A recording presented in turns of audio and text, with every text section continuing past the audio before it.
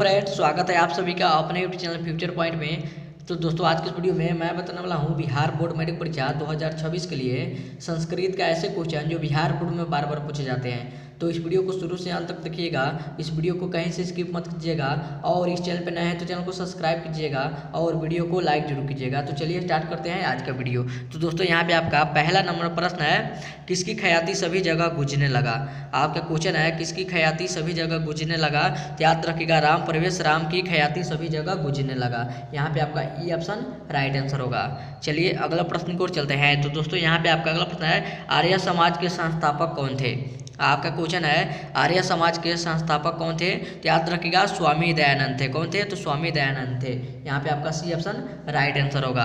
चलिए चलते हैं अगला प्रश्न की ओर। तो दोस्तों, यहाँ पे आपका अगला प्रश्न है, शिक्षक दलित बालक को कहाँ ले गए। आपके क्वेश्चन है, शिक्षक दलित बालक को कहाँ ले गए। तो याद रखिएगा, विद्यालय ले गए। कहाँ पे ले गए? तो विद्यालय ले गए। यहाँ पे आपका बी ऑप्शन राइट आंसर होगा।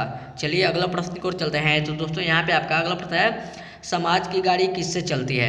आपके क्वेश्चन है, समाज की गाड़ी किससे चलती है। तो याद रखिएगा, पुरुष और नारी से चलती है। किससे चलती है? तो पुरुष और नारी से चलती है। यहाँ पे आपका बी ऑप्शन राइट आंसर होगा। चलिए चलते हैं अगला प्रश्न को। तो दोस्तों, यहाँ पे आपका अगला प्रश्न है, गंगा देवी का समय क्या है। आपका क्वेश्चन है, गंगा देवी का समय क्या है। तो याद रखिएगा, 14वीं सदी है। क्या है? तो 14वीं सदी है। यहाँ पे आपका ई ऑप्शन राइट आंसर होगा। चलिए अगला प्रश्न को चलते हैं।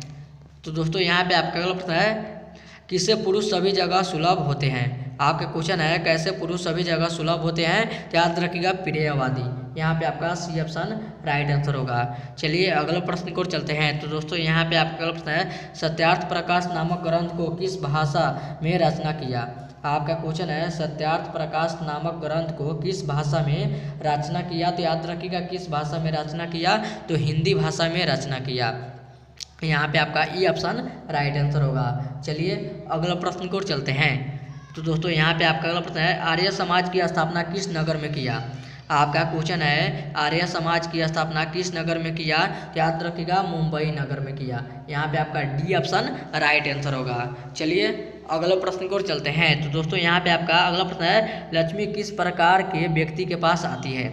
आपका क्वेश्चन है, लक्ष्मी किस प्रकार के व्यक्ति के पास आती है। तो याद रखिएगा, उद्योगी के पास आती है। किसके पास आती है? तो उद्योगी पुरुष जो होते हैं, जो मेहनती पुरुष, उसी के पास आती है। यहाँ पे आपका डी ऑप्शन राइट आंसर होगा। चलिए चलते हैं अगला प्रश्न को। तो दोस्तों, यहाँ पे आपका अगला प्रश्न है, अंगराज किसे कहा गया है। आपका क्वेश्चन है, अंगराज किसे कहा गया है। तो याद रखिएगा, कर्ण को कहा गया है। किसे कहा गया है? तो कर्ण को कहा गया है। यहाँ पे आपका बी ऑप्शन राइट आंसर होगा। चलिए अगला प्रश्न को चलते हैं। तो दोस्तों, यहाँ पे आपका अगला प्रश्न है, भीखन टोला से कितनी दूर पर प्राथमिक विद्यालय था। आपका क्वेश्चन है, भीखन टोला से कितनी दूर पर प्राथमिक विद्यालय था। तो याद रखिएगा, 1 कोस के दूरी पर प्राथमिक विद्यालय था। यहाँ पे आपका सी ऑप्शन राइट आंसर होगा। चलिए चलते हैं अगला प्रश्न को। तो दोस्तों, यहाँ पे आपका अगला प्रश्न है, विदुर कौन था। आपका क्वेश्चन है, विदुर कौन था। बताइए कमेंट करके, विदुर कौन था। याद रखिएगा, विदुर कौन था। तो मंत्री था। यहाँ पे आपका बी ऑप्शन राइट आंसर होगा। चलिए चलते हैं अगला प्रश्न को। तो दोस्तों, यहाँ पे आपका अगला प्रश्न है, मंगलम पाठ के रचनाकार कौन है। आपका क्वेश्चन है, मंगलम पाठ के रचनाकार कौन है। तो याद रखिएगा, वेद व्यास है। कौन है? तो वेद व्यास है।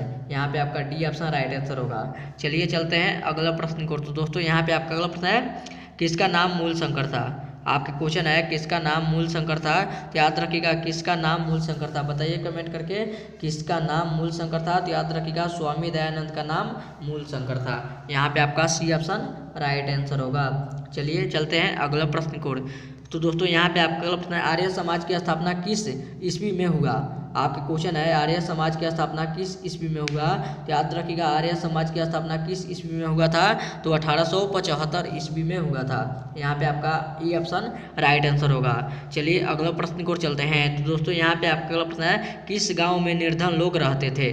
आपका क्वेश्चन है, किस गांव में निर्धन लोग रहते थे।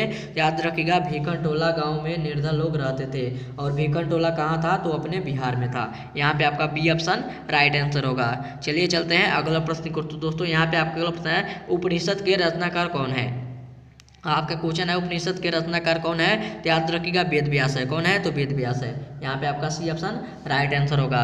चलिए चलते हैं अगला प्रश्न की ओर। तो दोस्तों यहाँ पे आपका अगला प्रश्न है, विदुर नीति किस ग्रंथ का वंश विशेष है।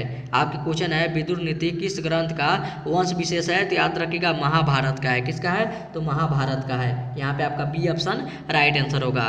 चलिए चलते हैं अगला प्रश्न की ओर। तो दोस्तों यहाँ पे आपका अगला प्रश्न है, श्याम वर्ण कौन थी। आपके क्वेश्चन है श्याम वर्ण कौन थी, तो याद रखिएगा विजयांका थी। कौन थी, तो विजयांका थी। यहाँ पे आपका बी ऑप्शन राइट आंसर होगा। चलिए चलते हैं अगला प्रश्न की ओर। तो दोस्तों यहाँ पे आपका अगला प्रश्न है, हम सबों का कर्तव्य क्या है। आपके क्वेश्चन है हम सबों का कर्तव्य क्या है, तो याद रखिएगा राष्ट्रभक्ति है। क्या है, तो राष्ट्रभक्ति है। यहाँ पे आपका ई ऑप्शन राइट आंसर होगा। और ये था आपका वीडियो का लास्ट क्वेश्चन। अब वीडियो यहीं पे खत्म करते हैं। उम्मीद करते हैं अब वीडियो आप सभी को बहुत ही अच्छा लगा होगा। तो इस वीडियो में जाते जाते इस वीडियो को जरूर एक लाइक कर दीजिएगा और चैनल पर नए तो चैनल को सब्सक्राइब जरूर कीजिएगा। तब तक मिलते हैं अगले वीडियो में। तब तक bye bye, thank you for watching. मिलते हैं अगले वीडियो में।